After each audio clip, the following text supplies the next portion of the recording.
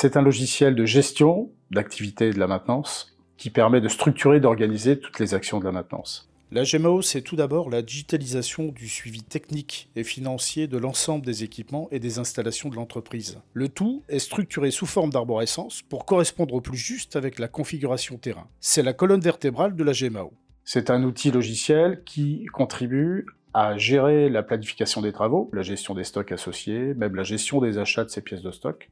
Et puis c'est un outil qui permet aussi d'identifier, d'analyser en fait toutes les données agglomérées pour en sortir des pistes d'amélioration et des actions en fait de progrès, d'amélioration continue.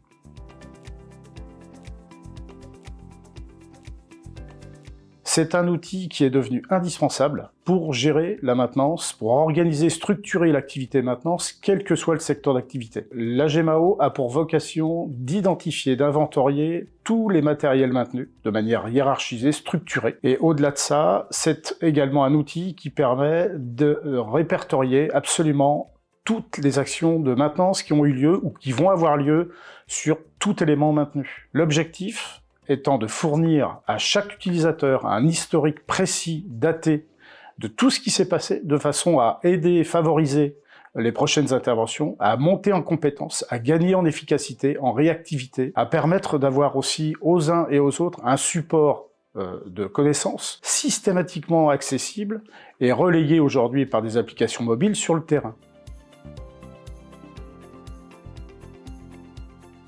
Moi, je dirais en premier lieu, c'est la gestion de la planification. La gestion, ce qu'on va appeler des interventions, c'est-à-dire des ordres de travail qui sont réalisés. Il y a une multitude de ressources, en fait, autour de ça qui gravitent, autour de la GMAO, c'est-à-dire les ressources humaines, les différentes compétences de ces ressources, les habilitations de ces ressources. La planification, c'est aussi tenir compte des urgences, des priorités, de la charge déjà en place. L'outil de planification, pour moi, il est central au niveau fonctionnel. La fonctionnalité aussi extrêmement importante et étroitement liée, c'est la gestion de stock. Qui dit maintenance dit remplacement de pièces d'usure, de pièces détachées, de lubrifiants éventuels, en tout cas de consommables. Donc là, on a besoin d'en avoir en quantité suffisante en stock, et aussi on a besoin de savoir où c'est rangé pour le trouver le plus facilement possible. La troisième fonctionnalité, ce sont les indicateurs qui sont mis à disposition, qui permettent de pousser des alertes, qui permettent de mettre très vite en exergue les équipements à suivre, les plus pénalisants pour le parc, et donc d'être un outil d'aide à la décision.